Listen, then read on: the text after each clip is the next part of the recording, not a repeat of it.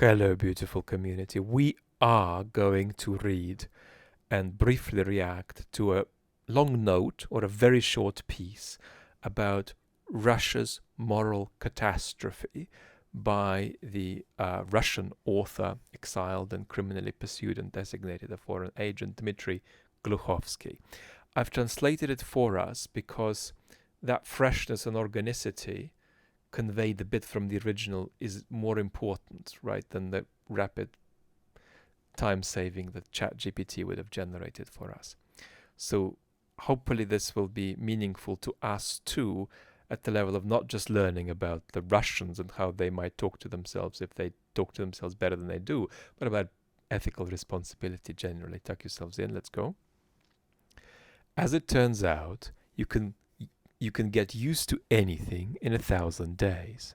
Friends of mine visiting Moscow after a long absence tell me that the entire city is plastered with ad posters calling on people to go to war for 5 million rubles.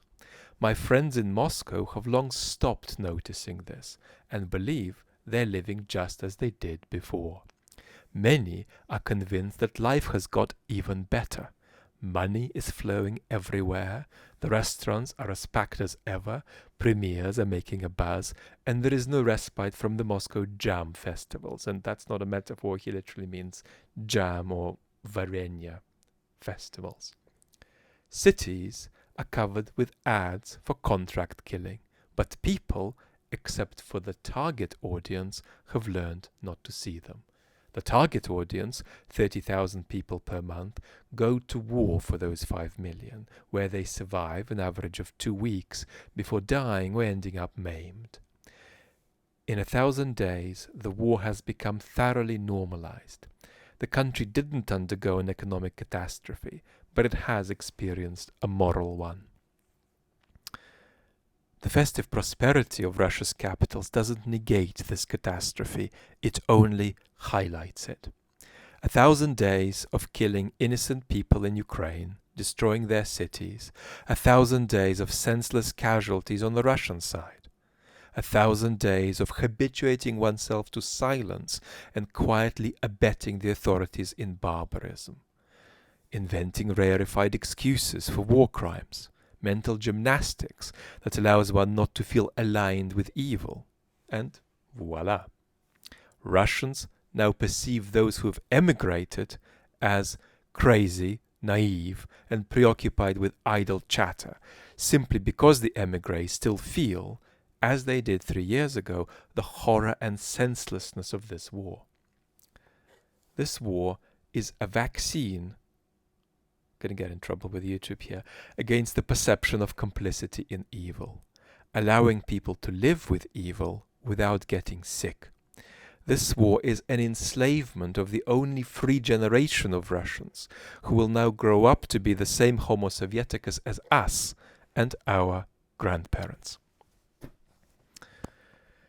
So this business of skipping a generation is very sociologically important, because Putin had it in mind. He actually knew he was losing the younger generation. He wanted to kind of skip them and then create a next generation of young people who would be more compliant or more militarized or more depoliticized or whatever. We won't legislate on that now. Now, 2 brief observations before we sort of let this rest in us. Number 1. This is spoken into a much less developed public sphere, right? This is a Russian audience in Russia and in the West. A much less developed public sphere than the public sphere of a France or a Germany or a USA.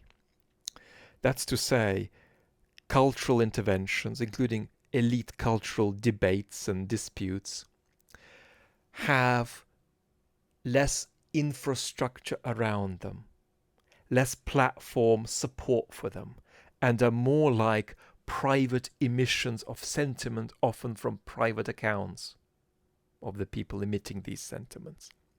So, to take a very minority sport example, if in the United States there is a dispute about whether Glenn Gould was an eccentric or a great pianist.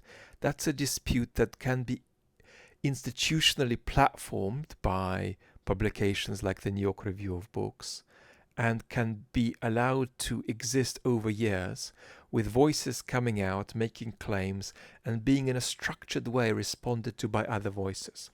This difference between Russia and most big Western countries is, of course, a matter of degree, but it's worth pointing out that much more primitive, much more limited